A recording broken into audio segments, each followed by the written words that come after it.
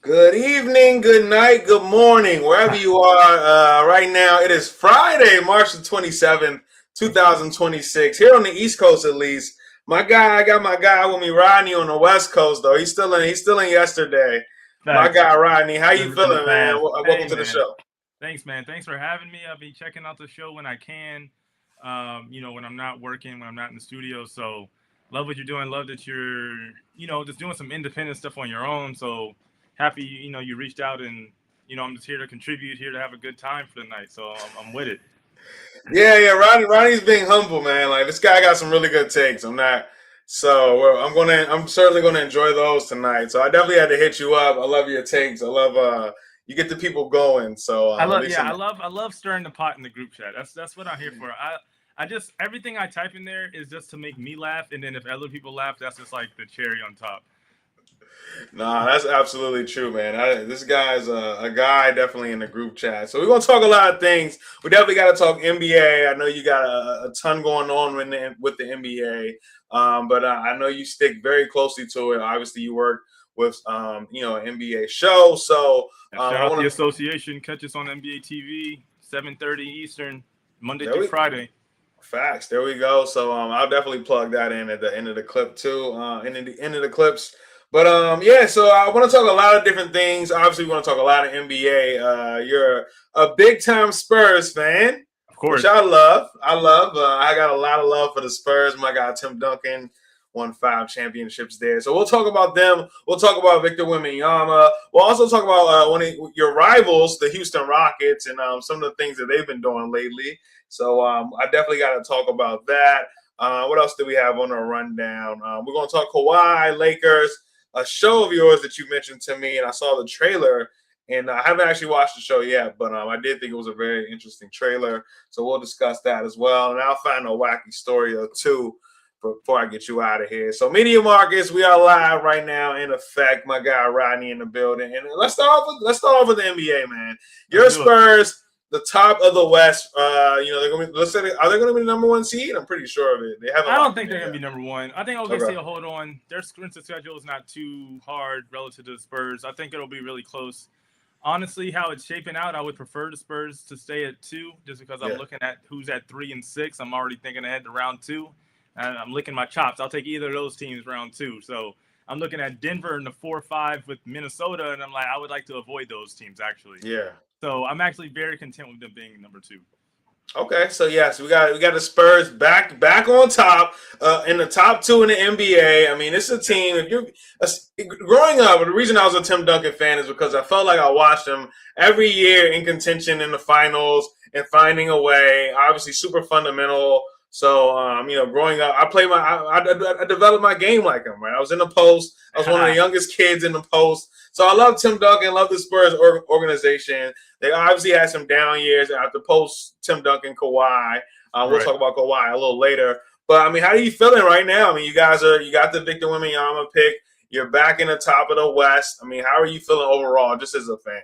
I mean, right this very second, I can't complain about anything. I'm through the moon. People forget, and it's funny how the narrative switch and how the goalposts move, especially when we talk about MVP, which I'm sure we'll get to at some point when we talk specifically Wemby. But I won't get there yet. But I bring that up because before the season, nobody had the Spurs winning 50 games. No one had the Spurs as a top 4 seed in the West. Hell, some people didn't even have the Spurs as a top 8 seed. ESPN themselves had the over/under, FanDuel, whoever you want to, whatever sports book you want to put out there. I know we're bet friendly here on the Media Market Show. Of course. That over/under was 41.5. That's average. That is Yeah. the definition of mid. Even after they got De'Aaron Fox, people weren't high on that. People weren't high on Steph Castle.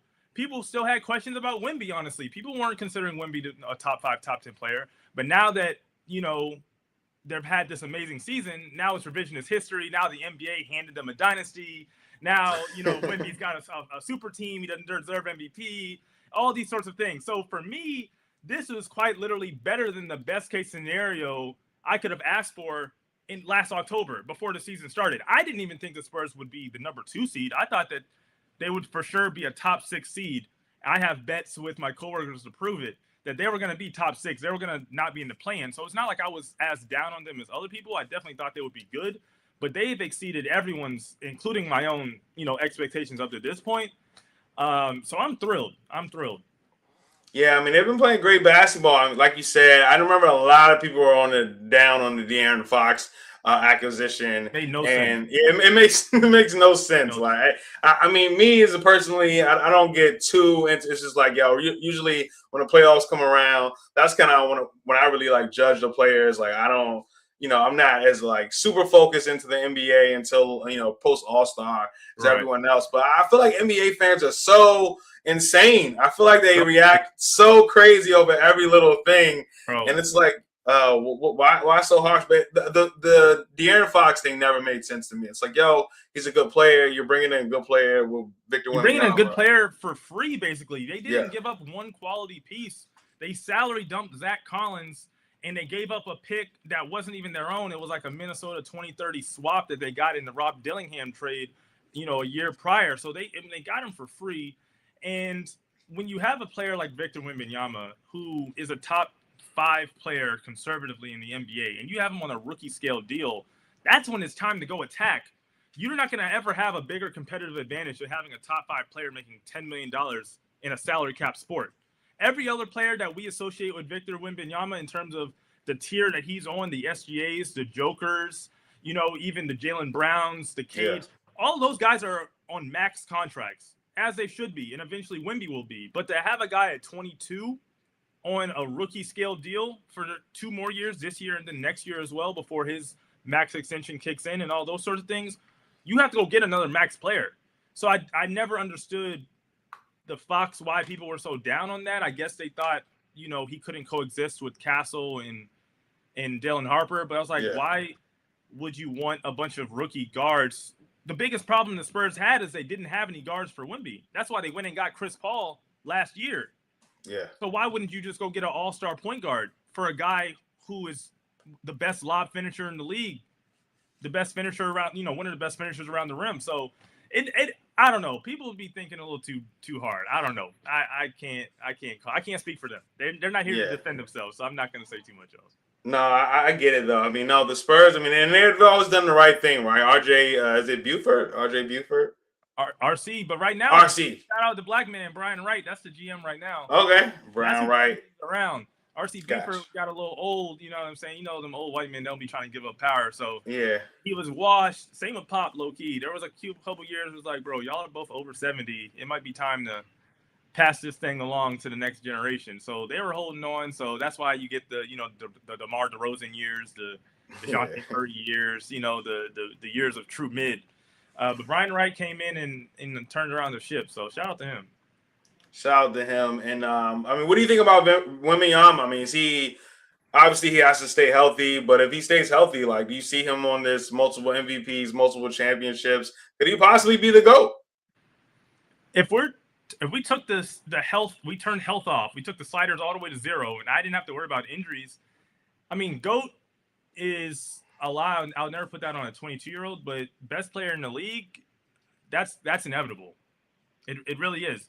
Victor Wembanyama, since LeBron, and I said this when he got drafted, that this was the first player we've seen since LeBron to have the potential to be better than LeBron. This is the first player we've seen since LeBron. Because, like LeBron, there was not a player prior to Wemby or prior to LeBron that you could make a direct one-to-one comparison to. As great as SGA is, you can compare him to like a Jordan or a Kobe as one of the greatest shooting guards ever, one of the greatest scorers ever. You know what I'm saying? Or even a Joker who is obviously excelling tremendously as one of the best, centers all around offensively for sure. But you could compare him to a Bill Walton, Arvydas Sabonis. We've seen this player type before. Granted, Joker for sure is elevated and on a different level, but we've seen this player type. You get what I'm saying? Absolutely. Even a Luka. We've seen a James Harden, a ball-dominant, heliocentric ISO guy who's getting his teammates involved, great with the step-back 3, gonna draw foul. Like, we've seen that before. Right. We have not seen 7'6", Kevin Durant on offense and the best defender we've ever seen on defense. You can't even name one player to compare Wemby. You have to say he's this guy on offense and this guy on defense merge together and then add 5 extra inches of height on top of it. Like Wemby quite literally is a player that 2K wouldn't even let you create. Like that's the type of stuff that we're talking about. And people haven't seen that and they can't conceptualize that. So they're looking for ways to knock it down instead of just embracing greatness that we're seeing unfold in front of us. You know what I'm saying? So yeah, the sky is truly the limit. I can't even put a ceiling on how good he is or can be. Like his body isn't even fully developed, like in terms of like muscular wise, in terms of strength wise. Hell, he looks like he grew an inch from last year. He looks like he got a little taller, honestly. Like when in his rookie year, he was 7'3.5", I think he got listed at. He's listed at 7'5" now. You know what I'm saying? So like he's 22, and I can't even put a ceiling on it. So anything you want to say in terms of how high a ceiling is, I would agree. Yeah, I mean, for me, as long as he stays healthy, I think he can definitely become the GOAT. I don't think. I mean, with the history of the Spurs and putting together championship winning teams, we obviously know there are some new people at the front of this. But I mean, Victor Wembanyama is incredible, bro. It's like I don't see how guys lose any games. Every time I try to figure out how the Spurs going to lose, they win that game. So the losses I don't catch that much, mostly because they don't lose that much. So. It's very interesting. It's like, people are afraid. I remember when the Pistons played them the first time, and Cade Cunningham really had a lot of trouble as he did in the All-Star game, if you remember, with Victor Wembanyama. Like he didn't really know what to do, when to pull the trigger, when to get in the lane, when not to. So no, as long as he can stay healthy, which is obviously a big factor, but especially being at 7'6", I don't see why he can't be the greatest. I mean, you got the young guys around him already. You're going to continue to get like people that want to play with him, guard, like shooters, stuff like that. Yeah, people are going to take pay cuts to play with him. And the last point I'll make on why I think he's so good, or even not even fully tapped his potential, and why I think he will get to it, is because the mental side of it, you can tell he wants that. He puts in the work to, you know what I'm saying? We've seen guys super talented, like, I don't know, throw out a Zion, for example, who had all the talent in the world, and maybe he's now starting to get it together more at the age of 25, but there was so much stuff that he left off the table because mentally or work ethic or however you want to put it, off the court, whatever, it's just holding him back a little bit. You know what I'm saying? Like, that's why I love, like, as much shit as I talk about Kobe, I respect Kobe because he squeezed every ounce of talent that he had and got to the pinnacle of what he could do. You know what I'm saying?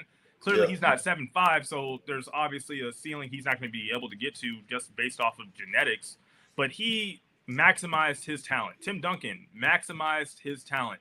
And Wemby has that same mindset of wanting to maximize his talent, not being selfish, understanding that impact doesn't necessarily have to always equal to the box score. It doesn't matter. He doesn't care if he scores 15 points if the Spurs win by 20. There's some guys who they're going to be upset that their team won, but they didn't get their numbers. You know what I'm saying? Like, he's not that type of guy. He fits into the Spurs culture in that way a ton, so it's a match made in heaven from that sense as well. He got drafted to the perfect spot, and some of it's luck. You know what I'm saying? Like, no disrespect, but, if he was a Wizard right now, I don't know if we'd be having these same conversations. You know what I'm saying? Like, it's just like it all has to align. No, I absolutely agree. I'll leave that last part alone, but you're probably right. I mean, I only brought them up because they were like one ping pong ball away or something from getting him instead of the Spurs. You know what I mean? So, having that culture around it's only going to make things better. Yeah, no doubt. So I personally, I mean, I can go on record. I can see him as the GOAT. I mean, obviously, you have a lot to do in that area, but I'm really excited to see him this playoffs, the Spurs this playoffs. I love the new teams that come in the playoffs. You kind of see them day by day and the attitudes, the personalities. So I'm looking forward to the NBA playoffs. All right, let's move on to a rival of you guys, the Spurs, the Houston Rockets, who came in with a lot of. You talked about the Spurs didn't have much expectation. They're over under for the season. Well, that was different for the Rockets. They had a lot of high expectations, especially with acquiring Kevin Durant this past offseason. Now, after Fred VanVleet, obviously out for the year, we've seen Reed Shepherd, your guy, Reed Shepherd. Not my guy. not my guy. I was played song and dance when the Rockets selected him third, and they let Castle fall to 4. And I was saying this. I think I gotta find the tape. I was saying this pre-draft. I know you're a big college guy, and this might have been emotional or irresponsible, but when Kentucky lost in the first round to whoever they lost to, and it was him and Dillingham, and I saw the performance that he put up in the first round. From that point on, I was out. Yeah. Immediately out, especially when they were talking about top five pick. Right. He's Yeah. a I get you. 6'1". He's a 6'1", 3-and-D player, and the defense is lacking against guys. He can't even switch on wings. Yeah. If his name was Jamal Shepard, he'd be a second-round pick. I didn't get it, and so for the Rockets, it's sad that Fred VanVleet went out how he did, but bro, they can't dribble. They can't dribble. They can't shoot. They don't have a team of people who can dribble or shoot. When it really comes down to it, it's that simple. They don't. You can't name 3 people who you would say excel at shooting and 3 people who excel at dribbling on the team. No, I mean that's definitely fair. I mean, we've seen Kevin Durant have a lot of issues with the double team this season. Bro, they got Kevin Durant at running point. Yeah, it's not good. It's not the recipe to win. Bro, their best guard was supposed to be Amin Thompson. His best position is in the dunker spot. Yeah. No, he likes to get to the Baja. He likes to play physical for sure. But that's all he can do. It's not about liking. It's about a necessity. It's about survival. Because I don't even know if he can or can't, but he's scared, bro. He's a dark-skinned Ben Simmons. Oh wow. He can't shoot. Wow. He's scared to shoot. He can't shoot. When the Spurs played the Rockets, they put Wemby on Amin Thompson, and Wemby just sat in front of the rim. Either Amin, you can either shoot this 3. Shoot a pull-up 2, or try and challenge Wemby at the rim. Good luck. Yeah. Great strategy there. It's a tremendous strategy. And the thing, not to take it back too much on the Spurs, but they did the same thing with OKC. Put Wemby on Caruso, put Wemby on Dort, put Wemby on Case and Wallace. He's over helping on SGA. That's why SGA has struggled a lot against the Spurs. Yeah. All right, swing. Alex Caruso, knock yourself out. Right. But the Rockets got like 5 Alex Carusos. Swing. Sorry, Ethan. Knock yourself out. Yeah, we know. I saw Eason's mom reach out to Lethal Shooter not too long ago. Yeah. Swing. Fucking Dorian Finney-Smith. Knock yourself out. Yeah, that's not Finney-Smith in 2026. So that's not. Yeah, hell no. They signed. He gives me KCP vibes. Bro, he wishes he was KCP. But yeah, for the Rockets, they're cooked. They're not. They're so cooked. It's not even funny. I mean, they were so arrogant coming into the year. I mean, I guess anyone would with KD, and they were hyping up Şengün, who is to be a big man, and it's not fair to him in a sense because they had Steven Adams and he's really a power forward, so he had to slide to center. But now that he's a center, to be a center and to be that bad on defense, whether it's you can't protect the rim and you can't switch on the pick and roll. So now you're just floating because you can't do anything. At least if you could protect the rim, we could just have you sit and drop coverage the whole time and let guys, if they shoot the jumper, great, but at least you can do something. At least we can, like a Brook Lopez, for example. You know what I'm saying? Like Brook Lopez wasn't switching, but you're also not challenging him in the paint. Once you can't do either, bro, you have to be like a Joker. You have to be so good on offense to make up for how inefficient your defense is about to be that you quite literally have to be Joker. Yeah, that's why I heard to call him Baby Joker because he's as shitty as Joker on defense, but not quite as good on offense. So he's Baby Joker. That don't work. Baby, that don't work. Baby anything does not work. No facts. Yeah, that's not the way to make a name for yourself. Baby anything. Baby anything. It's not the recipe. And then they just recently blew a 13-point lead in overtime, a record-breaking performance the Rockets did. What did you think about that when you saw that? Because I was flabbergasted. I wasn't flabbergasted because, actually, pause this real quick. I got to charge my laptop. I don't want this to die. All right, bro. 30 seconds. My fault. No, you're good. And it's looked like Illinois just went final, man. Just beat the Houston Cougars. I took the L there. What did I have now? Illinois defeats Houston 65-55 in the Sweet 16. So my Houston pick didn't come through. Luckily, I didn't put out that video today. But it looks like Arizona might going to come home for me.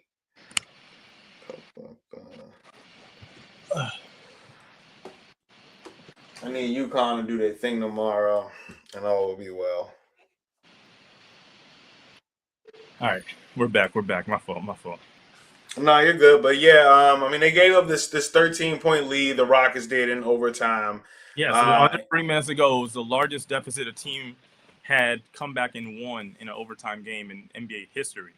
And to answer your question before I had to get the charger, it was just a direct reflection of all of their weaknesses. Once the game gets tight, once teams start full court pressing because they're desperate, you know what I'm saying? They're trapping, things of that nature. Bro, they don't have a point guard. They don't have someone who can organize. You know what I'm saying? Kevin Durant has shown he's not that guy. He's a tremendous scorer. You could argue he's one of the 3 best scorers, maybe even top 1 scorer in the history of the NBA. You can make that argument just based off skill set and all those sorts of things. Bro, he should not be bringing the ball up the court ever. But he's the best option they have because the other 2 options are Amin Thompson and Reed Shepherd. Unless you want to go deep into the bench and get Aaron Holiday. You know what I'm saying? Like, listen to the names that are coming out of my mouth right now.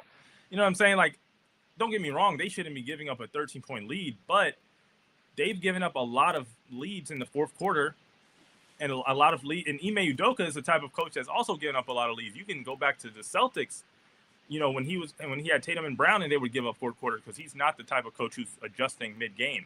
Yeah. You know what I'm saying? Like, that's not his adjustment is play harder. You know what I'm saying? Like, he's not an X's and O's guy. So it's a terrible combination when he already is kind of behind the 8 ball in terms of the talent and the skill set that he lacks in terms of his roster. You know, so but that's how you give up leads. They start turning the ball over. You get cold from the field. Now you're taking bad shots. Now the Timberwolves are in transition. And there you go. The lead like that is gone. Yeah, I mean that was a super nasty L, especially with no Anthony Edwards for the Timberwolves. I mean, I feel like their morale has to be at the lowest that we've seen all season. I mean, where do you go from here? The Rockets look broken, bro.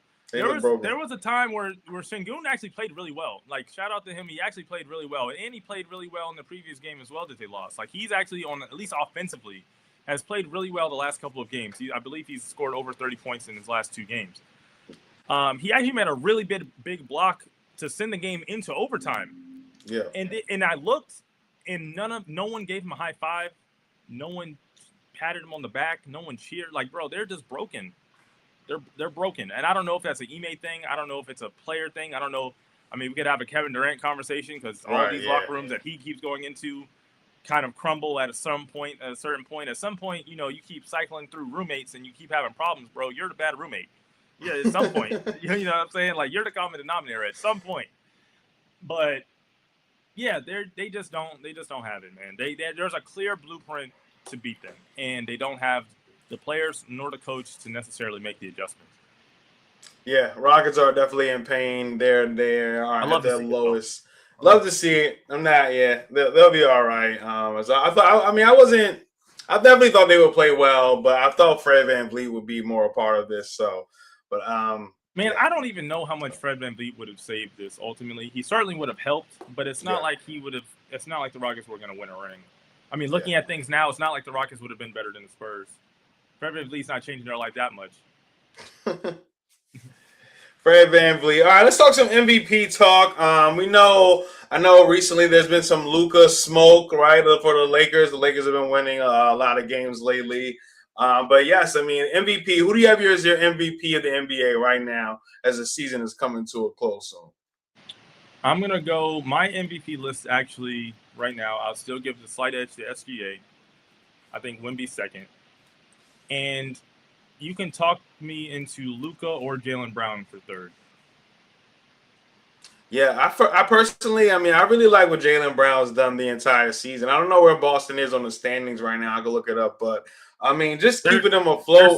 They're second in the East right now. They're second in the East, and we talk about over-unders coming into the season. People were not high on this team. They thought that it was a retooling year, right? Like it was not.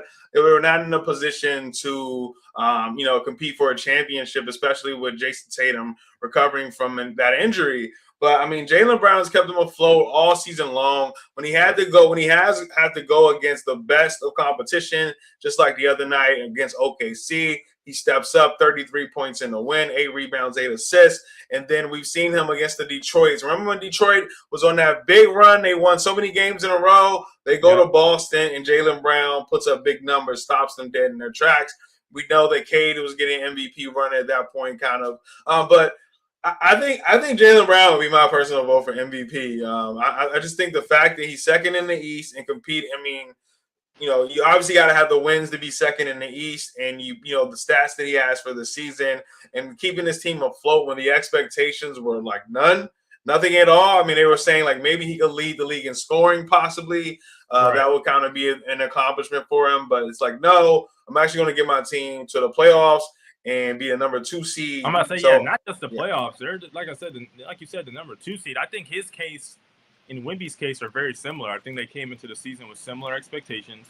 They both excelled as two-way players.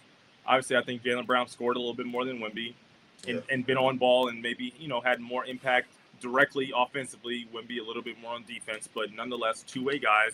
And they've quite literally raised the floor of their teams in a way that no one else in the league except maybe Cade, but his injuries kind of let him down a little bit out of this, particular MVP race. Joker I would put at 5th. The reason I would give it to SGA is, one, they're the best team, and they're the best team despite having a ton of injuries. I mean, J-Dub's only played 27, 28 games. Chet's been out. Isaiah Hartenstein hasn't played much. AJ Mitchell has missed a lot of time. They sat Caruso certain games. They sat Dort certain games. The only consistent player really in the lineups every game has been SGA. And so I think there has to be an acknowledgement and a credit to being on the best team. You came in already, with the target on your back, having won a ring. And, bro, he's shooting 55% from the field as a guard. Yeah, that's crazy. Insane. That's insane. The only reason he's not leading the league in scoring is just because of his usage. He sat in the fourth quarter of over 20 games this year. If he was playing in the fourth quarters, he would be leading the league in scoring while shooting 50-something% from the field. Like, Luka has more volume than him in terms of shot attempts, free throw attempts per game, just usage rate in general.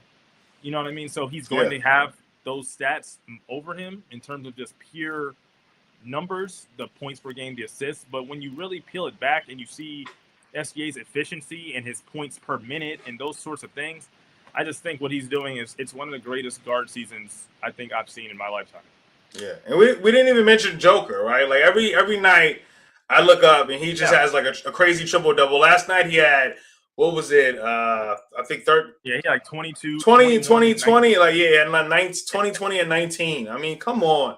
And he just plays like to the point where, for me, from a fan standpoint, it's like, yo, this guy is incredible. Like, he didn't play when he came to Washington, but I saw him like warming up, and I'm just like, yo, he's the Joker. So like, he's really him.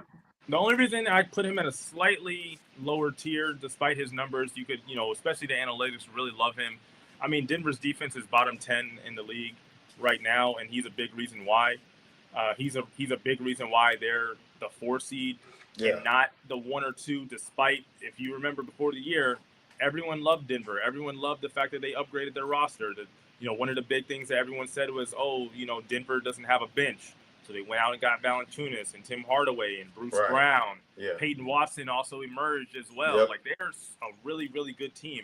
And, yes, they've also had a lot of injuries, including, Joker as well. Jamal Murray's having a career year as well. So that's the only – I think it's, once you get into these sorts of things, you're really nitpicking. You know what I'm saying? Like, you really have to start getting, like, a little petty almost in terms of your critique because the lines, the margins are so thin, and you have to pick somebody over the other person. So I don't have a problem if someone even has Joker as their MVP, just because like he's leading the league in rebounds and assists. That's the first time that would ever happen in the NBA, while giving you, 27 on good shooting. But I do think that the Denver as a team got better, but their record didn't necessarily get better compared to last year. And I think that there are some things that are non-box score, mainly on defense, that has that he hasn't impacted the game in a way that he has in previous years, or even just like at a league average pace in terms of being like a center on defense. That's the most important position on defense. You are the hub. You are the rim Right. protector. You know what I'm saying? Like, so that's the only reason I'm knocking him. If it was the offensive player of the year, he'd run away with it. You know what I'm saying? Like if that was the award, like how they do in NFL, like there's a reason they have a distinction for those sorts of things because it does make a difference. That's why a non-MVP, like a non-quarterback, can win offensive player of the year, but they would never win MVP. Right. You know what I'm saying? So that's the distinction I make with Joker. I think he's the offensive player of the year. Because SGA is still an above average defender with all the stats that I gave earlier. He's not. No one's picking on SGA. Right. Come playoff time, bro, we're putting Joker in every goddamn pick and roll possible. Every pick and roll possible. And he's not getting any younger. And he's not getting any younger as well. But I think Wemby, the last thing I'll say on the MVP case, his case, and I don't mean to sound like a snob or like a basketball purist, but his case is the hardest because you have to watch the games to understand it more than other players. You can pull up Luka stats, SGA stats, Joker stats, Jaylen Brown stats, and you get it. You know what I'm saying? Right. Wemby, hey, he has good stats. People forget. People act like he sucks in offense. He's top 15 in scoring. He's still giving you 24, 25 a night. So it's not like he sucks. But, it's kind of like that Steph thing where people say, Steph doesn't have a lot of assists, but his gravity is making people better. But you're not going to ever understand that unless you watch and you see two guys jump out at him to create an open shot for his teammate. That's not something that's going to show up in the box score. And Wemby is the same way. The only difference is it's not at the three-point line. When he's rolling to the rim, everyone is collapsing because if you're not, it's a lob every time. Yeah. If you're the weak side guy and you're not coming off the corner and bumping Wemby for a roll at the rim, it's a lob every time because he's too tall. So you have to. And that's why the Spurs generate the most corner threes, not only in the NBA, but in NBA history. They generate 12 corner threes per game. That's the most efficient shot in basketball is the corner three. So to have 12 threes from the corner per game, that's why their offense is so good, because you have no choice but to collapse. You know what I'm saying? And that's the argument people make in terms of his impact. He just has so many eyes on him, so much attention on him. He's had big moments in terms of him actually scoring. He hit that game winner in Phoenix. Yeah. So he has those moments as well. And then, the last thing I'll say in terms of why you need to watch is because we don't have stats for defense like we do on offense. Yes, we know he leads the league in blocks, sure. Yep. But we don't have a stat for guys who look up, like how you talked about with Cade, look up and they say, oh shit, I don't, like, I'm confused right now, and now the whole play is ruined. Now the whole possession is ruined because he's just standing there. Like, there's quite literally guys who will drive to the basket and then turn around. Turn around and say, no, let's do something else. There's no stat for that. You know what I'm saying? Yeah. There's nothing to quantify that other than just seeing it with your eyes and understanding that every single possession he's on the floor, he is making the other team think when it comes to him being on defense. Every single possession. There's not a possession. This isn't like a Kawhi where he's guarding a perimeter player. You can just switch him and then like make whoever Kawhi's guarding just go stand in the corner. Now Kawhi's out to play. That's not happening. He's roaming around and affecting every single shot in the paint. Every single shot. So that's the type of stuff that there's no stats for that, really. Yeah, no doubt. You just gotta watch it throughout the whole year and just see. And that's why I'm excited that the Spurs are good and they'll be playing good teams in the playoffs and they'll get tested. And if it turns out how I think it will, because the talent will prevail, everyone will see. Yeah. I mean, as you were speaking of it out loud, like literally I'm thinking of the guards. They go in, they look up, and they roll back out to the left or the right. Bro, it happens every game. Yeah, they got to reset. Every game, and that's insane. I don't know another player who does that in NBA history consistently. No. Who deters and just messes up the entire ecosystem of another team like that. Right. All right, so let's keep it. You mentioned Kawhi. I want to talk on Kawhi and the Lakers before we get out of here. But Kawhi Leonard, he is a very interesting player when you bring him up as far as legacy, right? Some Yeah. people say he's not really a Hall of Famer, or maybe some people argue Oh, that he's definitely a Hall of Famer. yeah. Maybe some people argue that he could have been one of the best ever if Zaza didn't put his foot out. I feel like there are so many highs and lows, but we do know is he's a two-time NBA champion, two-time Finals MVP. And when he's on, he's really on, and he's extremely hard to stop, extremely difficult to stop. But what do you think about Kawhi's legacy? My hottest take. I know that's not necessarily what you asked me, but this is how great I think Kawhi was and is. My hot take is you mentioned Zaza. If he doesn't get hurt in that series, I think they beat the Warriors. People forget the Spurs won 67 games that regular season. The Warriors won. Yes, the Warriors were the number one seed, but the Spurs were right there.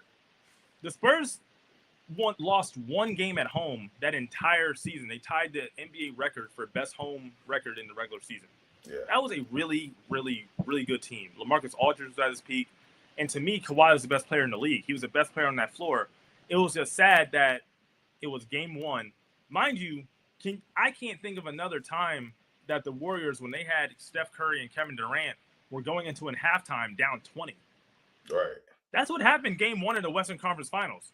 In Golden State, they were down 20 before Kawhi got hurt in the third quarter. And they were getting spanked. And this is before they won anything. This is, you know what I'm saying? Like, this is when they were just getting to know each other. Right. Imagine if the Warriors are down 2-1 in a series. And we know how KD is. We know now in hindsight, all the friction that team had. Yeah. I truly think that the Spurs were a better team and a better matchup, and they would have won that series. However, we'll get back to Kawhi specifically. Yeah. And Edwards said it himself that Kawhi is one of the best players he's ever played against, and that he'd be one of the all-time greats if he didn't get hurt. That came out of Anthony Edwards' mouth himself. I think Kawhi is crazy because Tobias Harris has more points than Kawhi all time. I've heard that. Yes. Yeah, crazy, right? But Kawhi is just like, you know it when you see it. I don't need numbers. My eyes aren't lying to me. Right. I've seen him be the best player in the league. You know what I'm saying? Or at least for a stretch multiple times. I've seen him take the Toronto Raptors to the finals. You know what I'm saying? I've seen him be a super young guy on the Spurs, superstar in his role, get finals MVP his third, fourth year in the league. And he's great. It's just injuries and I mean maybe a huge suspension with aspiration and all that other stuff. Shout out to Dennis. But no, Kawhi's legacy, he'll come down as one of the most interesting players ever. But he's for sure, without a doubt, a lock Hall of Famer. Without a doubt. Yeah, especially when they let so many guys in the Hall of Fame. I think the doors cracked open ajar. It's just I mean, Mitch Richmond. Shout out to Mitch Richmond. Hall of Fame. Like, what are we talking about? They let everybody in there. But no, I agree. I think that Kawhi is just such a special basketball player. Like I really enjoy watching him play basketball. The mid range, the big hands, the ability to rebound, get others involved. But when he takes over, he takes over. But I feel like as far as his legacy, I mean, he was that guy when healthy. There's nothing else to say. Like when he was healthy, he played well. He could be the star on a team and win championships. I mean, as far as like when I think about some of the older guys, right, like Dr. J, like I love Dr. J because it's like, nah, he was that guy. Like it was he was obviously with Moses Malone in '83, but Dr. J was the star of that team. He led that team, and you obviously think about the Michael Jordans of the world, the Kobe Bryant, the second part of Kobe's like championship when he was the guy. You think of those, and Kawhi was that guy. He did it twice. Obviously, one time when he did it, he was playing with Tim Duncan, Manu, others, Tony Parker, and others. But he won that Finals MVP. Like he did his thing with on LeBron. He caused havoc. He scored points. And I mean, the second time with Toronto to go to a team for a year, only renting him for 1 year, he knew he was going to be out. and to go give a whole country, an entire country, NBA championship, I think that's got to be spoken about as well. So his legacy is cemented. I mean, you just got to keep getting them checks, and he will. Oh yeah, no, he So. definitely will. He's one of the few players on defense who just like grab the ball and take it from the offense player. You know what I'm saying? Like not even pluck him. Like he just like I'm gonna take this and then just go the other way. You know what I'm saying? Like that doesn't really happen. It's like in the NBA, like he's really like he ruined Ben McLemore's NBA career. I don't know if you remember that stretch where they played the Kings and he just like took the ball from Ben McLemore 2 straight possessions. Yeah. And I don't know if Ben McLemore was ever the same again. You know what I'm saying? Like to be like a top 10 pick, come into the league, think you're big shit, and then have that happen to you, like not everyone can mentally recover. I don't know if that's singularly why that happened, or in terms of Ben McLemore not reaching his full potential, but I vividly remember that happening, and feeling like Ben McLemore was never the same again. So that was I think I just couldn't imagine being a player and now you got Kawhi in front of you. Like I'd be scared to dribble. I'd be scared to dribble. So, yeah, he's going to go down as, like I said, one of the most interesting guys because he's not Grant Hill or Tracy McGrady or Derrick Rose in the sense of we're wondering what if because he did accomplish things. Yeah. But we also are kind of wondering what if because we felt like he still left some stuff on the table at the same time. Right. As a Spurs fan, I don't have a problem with him, but people in San Antonio do not fuck with him at all. You know what I'm saying? Like he gets booed to this day anytime he steps foot in that arena, which I see both sides. It is what it is, but yeah, no, Kawhi, he's my second favorite player in the league after Wemby. Yeah, Kawhi has definitely always been one of my guys, man. He continues to impress. Even at this year's All-Star game, I mean, he went crazy, I think, in that third quarter or third. Most points in an All-Star game in a quarter. Yeah, so, I mean, Kawhi, salute to the guy, Kawhi. All right, you're in L.A., though. We're going to stay in L.A. What about the Lakers, man? The Lakers, everyone loves the Lakers. Everyone wants to root for the Lakers and Luka Doncic and LeBron. And JJ Redick is the coach. It's La La Land. They got the yellow, the purple, and gold. What do you think about the Lakers and where they stand this season? I want to say that I'm actually glad that they're better because 3 months ago, the fans had no faith. No one had much faith, honestly. They wanted LeBron out and yada yada yada. And so it's as someone who I consider myself the number one Laker hater breathing. To know that their hopes have now come back up, I'm just relishing the idea of when they crash back down. Because it's not fun when they know they suck. I can't, the shit talking, now we're talking about, oh, well, we got the most rings. And, bro, I don't care about your Jim Crow rings. I don't care. I like when the expectations are high so I can see them disappointed. You know what I'm saying? So that's what I'm most looking forward to and I'm most happy about.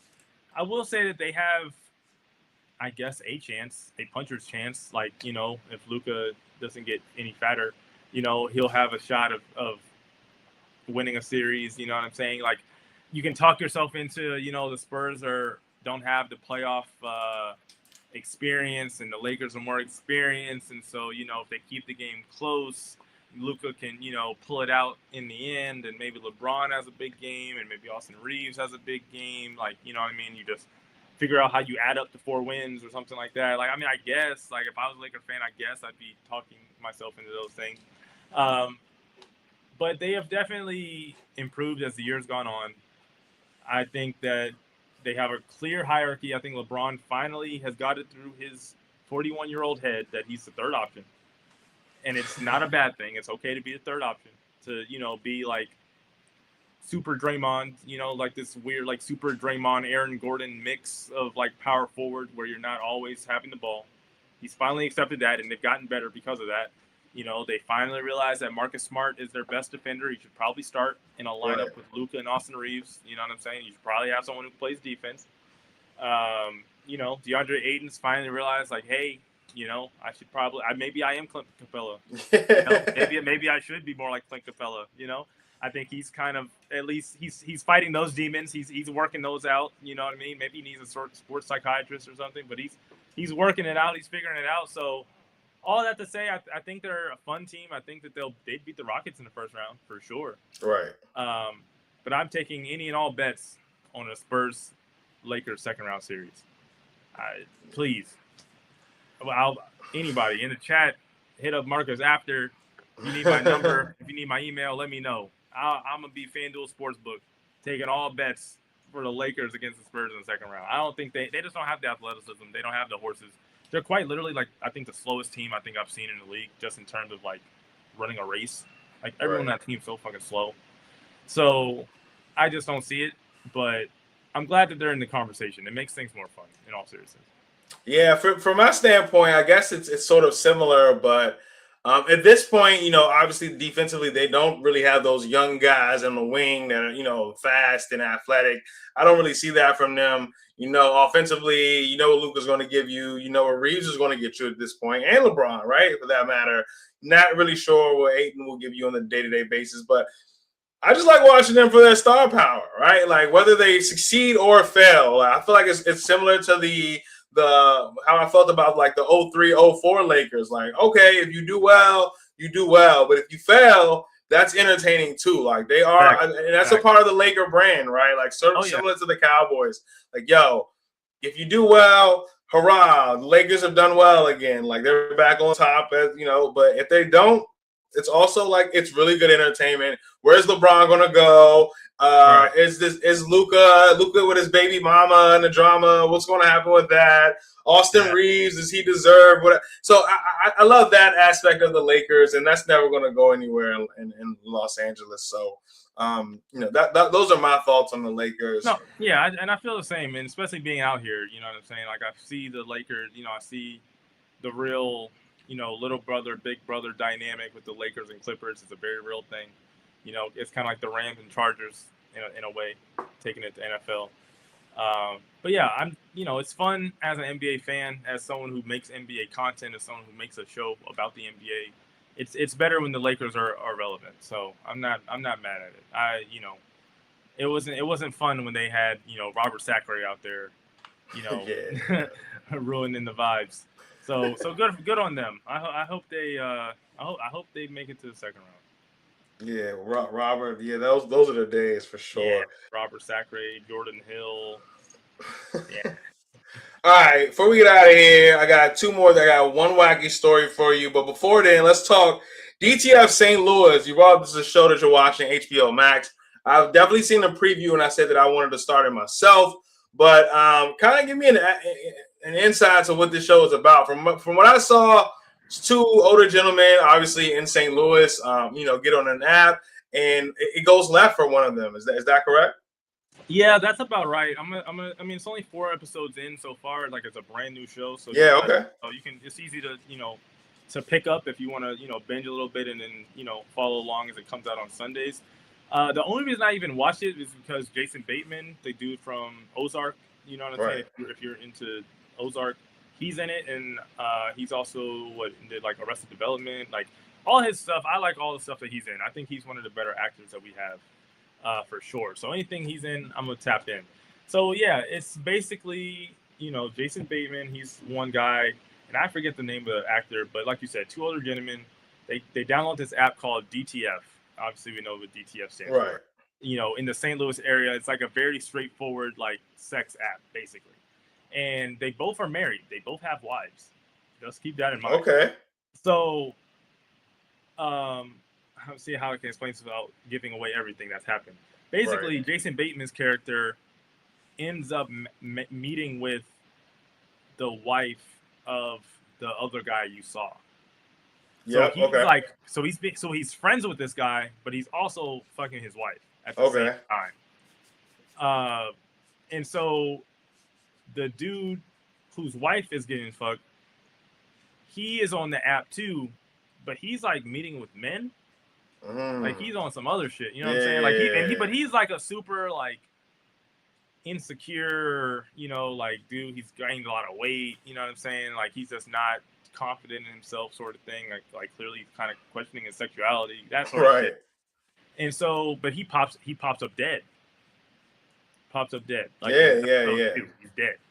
And so now once they're doing all the like recon and da da da da da, they see like, oh, he matched with this guy, and it was a fake account, and they traced the account back to Jason Bateman's character. Okay. Yeah. So now Jason Bateman's arrested. He's in jail. He's the number one suspect for this dude's murder. But now, as it's circulating, as things are kind of coming together, we see the more background of the dude who died and his wife. They're in a lot of financial troubles. They have Right. like one kid, and they're saying like they're in debt, but they're trying to get the kid. He's kind of like special needs, like autism Right. kind of vibe. They're trying to get him into a special school. Like, so they're in all this debt. And now it comes out like, the wife is like pillow talking to Jason Bateman's character, basically like trying to tell him like, oh, like you should tell the dude who died to get like a life insurance policy. Right. I saw that in the trailer as well, the life insurance aspect. So now it's kind of circling around that Jason Bateman is in a huge setup. Right. And he thought he was bagging the dude's wife, but the dude's wife was actually bagging him and using him as the guinea pig and framing him so that she could just then take the life insurance policy settlement and be good. Because you got to remember, that woman was already married. The kid that they have, that's from a previous marriage. Oh, okay. So the dude who died, he's raising a stepson. So, there was a point in time where Jason Bateman's character was like, oh, like, I'm trying to be with you. Like, you going to leave, dude? And she's like, no, I love him so much, yada, yada, yada. But it's kind of it's only been 4 episodes. Right. It's kind of circulating around that it seems like, and I don't know if this is going to be the final thing, but right now, the police are realizing like, oh, like, they didn't think that there was a life insurance policy. This was a secret. They just found out, right. In the latest episode. So it went from like these dudes are on this app to like a who killed this guy show, basically. So we don't know. They both have motive.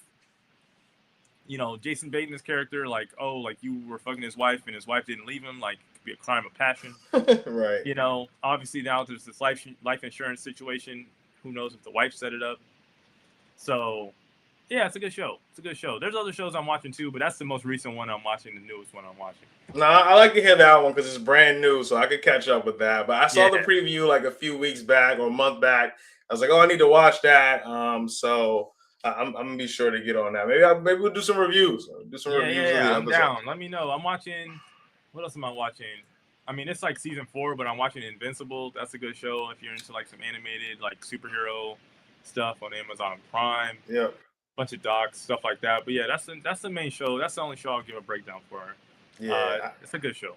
I can't wait for the Lamar Odom doc. I got it like count in my calendar written down, like so I can review as soon as it comes on. When is that coming out on? It literally comes out on it comes out on Netflix. Oh wow, okay.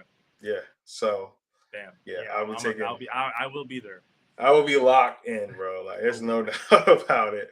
All right, last thing I got, and I'll get you out of here, and then I'll talk some things dolo. But I think the number one thing that a little not too wacky that I saw, but the FCC, they announced that a new rule banning the sale of Wi-Fi routers made outside of the United States. So we could talk about this for many reasons, but Black Millionaires reporting the Federal Communications Commission, FCC, has announced a sweeping new rule banning the sale of newly approved Wi-Fi routers that are made, designed, or developed outside of the United States. The decision is based on national security concerns, with officials warning that foreign-made devices could create supply chain vulnerabilities that the hackers or foreign governments might exploit. So what do you think about that? I mean, they're banning, the FCC is banning Wi-Fi routers made outside of the U.S. in fear of national security reasons. Man, look, I'm not going to get too much into the whole political landscape that we're in. You know what I'm saying? I'm going to shut up and dribble for the most part. But I just can't take any government mandate seriously. Yeah. You know what I'm saying? I was out here in LA, and you remember a week ago they were saying that Iran was going to bomb LA. You know what I'm saying? Yeah. Bro, not a peep. That shit. They just be talking, bro. They will say anything. They will do anything to make you feel unsafe, so that when they go over to another country, they have a justification for why they're doing it. You know what I'm Right. saying? You can take it back even beyond this, Trump situation.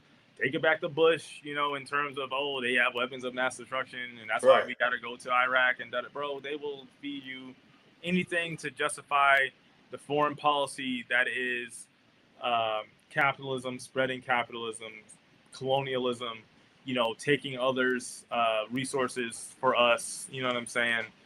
And so I see something like that, and that's just where my mind goes. It's like, you're just saying that because you want us to be afraid of a straw man that you're creating. Like, that's just how I feel. Like, if there were countries who wanted to hack us, hack our systems and all that way, I don't think they would be using Wi-Fi routers to do it.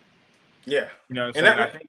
I think there's a much better and more efficient ways to go about this if they were really about that life. You know what I'm saying? And that's kind of where I feel about it, right? Like, I'm like, okay, like, but are you saying that they're making Wi-Fi routers to possibly like spy in our homes or have some sort of like, I don't know, like some sort of bomb or something in the who knows? But I just thought it was funny because it's like people buy just Wi-Fi routers. Like, is that it? What about foreign cameras, Sony's?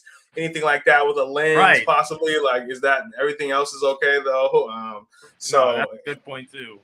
It just kind of threw me off. So, but that's the latest from the FCC today, and that's all I got, Rodney. Man, I'm gonna do a couple more individually, and I gotta get some rest. Big day tomorrow. Oh yeah, but, sure. No, I appreciate you. Sorry for making you wait. I know we are supposed to start a little bit earlier, but you're good, man. I'm usually up till 1:30 every day, so I'm about on time. Everything. No, for sure. All good. It's only 10 here, so I got a couple more hours ahead of me to figure it out. Yeah. But I appreciate it. Definitely want to check back in come playoff time. Yeah, please NBA, do. All those sorts of things. But yeah, this was great. This was fun. We got through a lot of topics in under an hour. So shout out to you. Good hosting. Moving things along. I fuck with it. Yeah, that's all I got. Appreciate y'all. I'm not on socials too much. Scott's just at work. Just, what I'm saying, like I said, watch the association. Also, you can find me on Ball Up Top. Every Monday, I'm on camera. It's an Anscape show. Shout out David Dennis. He's a ESPN personality. Me, Chuck. Me and him are on there once a week. Talking some NBA as well. Just a little bit more, just like current events was going on like in the past weekend. So that came up. So if you like to hear me talk, I talk on there once a week. You can catch that on like YouTube, Ball Up Top, Anscape, formerly known as I forget. It's just like the black version of ESPN. It's like the black shit. You know what I'm saying? I forgot what it used to be called. They changed it to Anscape. Yeah, I think that's all I got. Follow me on Twitter, I guess. I'm trying to think what my Twitter even is. I think it's RDJR__ something like that. Yeah, reach out to Markus if you want to reach me. I'm around. I'm a man of the people. No doubt, he's definitely around. The group chat. Infuser. The guy putting in work though, alive with basketball, NBA. Shout out to you, man, for pulling up. And yeah, I'll definitely have you back for the playoffs.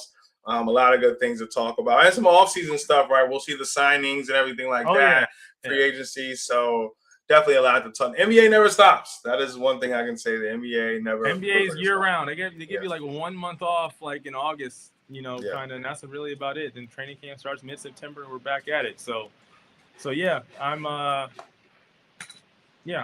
and again, thank you, appreciate you. No doubt, man. See you soon, brother. All right, so that was Rodney joining Media Market Show, March 27th, 2026. Let me see what we got to talk about for the rest of the show. I know I will talk some. We got some Trump news. I'll also be talking some Angel Reese, Damson Idris, and Tyler Perry as well. So I'll quickly get through these topics and what is it about? We're reaching 1 a.m. right now on the East Coast. Still with your guy, Media Marcus, the latest in news, sports, and entertainment. The biggest news I have of the night, though, is certainly coming from the White House. So the Associated Press reporting that President Trump says he will sign an emergency order to pay TSA agents as Congress struggles to reach funding deal. So once again, President Trump, this is by the Associated Press, AP, that President Trump says he will sign an emergency order to pay TSA agents as Congress struggles to reach a new funding deal. So that's the latest. We know the TSA agents have not been paid since February 14th. Which is insane, which is insane to see, which is insane to say, it's insane to hear, it's insane to be spoken aloud. TSA employees have not been getting paid since February the 14th. A lot of people have been quitting, a lot of people have been calling out at a high, extremely high rate. But President Trump, via the Associated Press announcing, President Trump says he will sign an emergency order to pay TSA agents. So that is the latest here. I guess I'll put that out right after I get off here. So what else I got on the list? I got Angel Reese. Angel Reese. So we love Angel Reese here on the Media Market Show. Angel Reese on the cover of Vogue Australia. Angel Reese gets behind Australian women's basketball. So Angel Reese, Vogue, like I said, she's on the cover of Vogue Australia. Something that she says has never been done. Vogue, this is from Angel Reese. Vogue Australia, in my own signature Reebok sneakers. I came to stand behind Australian women's basketball and continue growing the game globally. This is what it looks like when purpose meets the moment. So Angel Reese, congratulations to her. She is on the cover of Vogue Australia as she gets behind Australian women's basketball. So congratulations to Angel Reese. We love her here on the show. She is polarizing. People either love her or hate her, but we love her here on the Media Market Show. Let's quickly talk Damson Idris, where it's over 1 a.m. Just got off of Rodney, so I only got a couple more things to talk about. But Damson Idris, we know him as what is his name on Snowfall? He fell off that bad that I don't even remember his name on Snowfall. Certainly wasn't Leon. We know who Leon was. Damn. Anyway, Damson Idris transforms into British spy for thriller The Lord's Day. So Blex Media reporting Damson Idris will star in The Lord's Day, which he transformed into an British spy. So once again, Blex Media reporting Damson Idris is stepping to his spy era as he will lead an executive produced Netflix's The Lord's Day, a high-stakes political thriller based on the novel by House of Cards author Michael Dobbs. So once again, Damson Idris, congratulations to him. He will be leading and executive producing in Netflix's The Lord's Day, a high-stakes political thriller based on a novel by House of Cards author Michael Dobbs. So congratulations to Damson Idris. I'm very happy to see him in a new role because that's major. So, and that's all I got for you guys. I got to get out of here. I got a big day tomorrow. I appreciate you guys for listening and tuning in. Appreciate Rodney for stopping by. I will get these clips together, figure out a way. But appreciate you all for listening and tuning in. Be well, be blessed. See you guys soon.